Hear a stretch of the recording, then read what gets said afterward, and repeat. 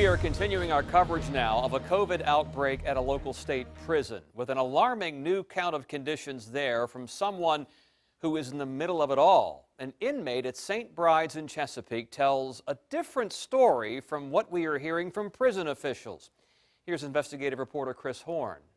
The inmate says the numbers that we got this week are too low when it comes to coronavirus cases at St. Bride's.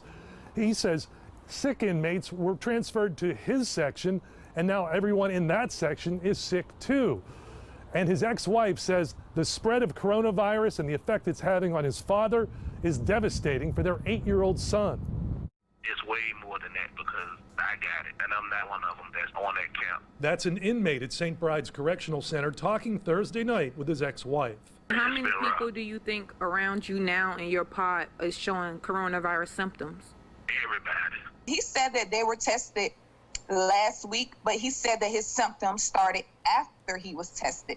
The same identical symptoms. And I ain't telling you what I think, I'm telling you what I'm going through myself. Mm-hmm.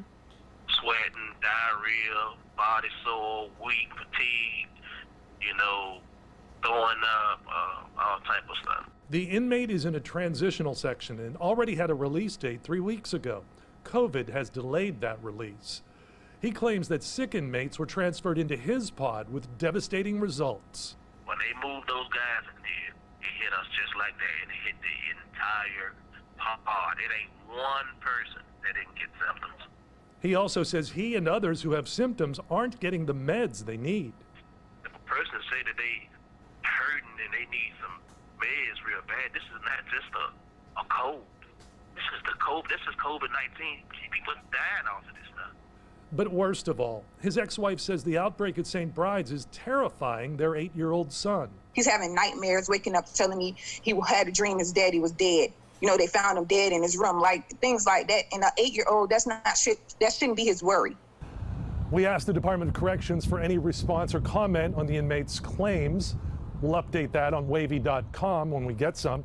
Meanwhile, I got a message this afternoon from the fiance of an inmate. She says those inmates are like sitting ducks in a petri dish, and she says they've begun a hunger strike. Chris Horne, 10 on your side.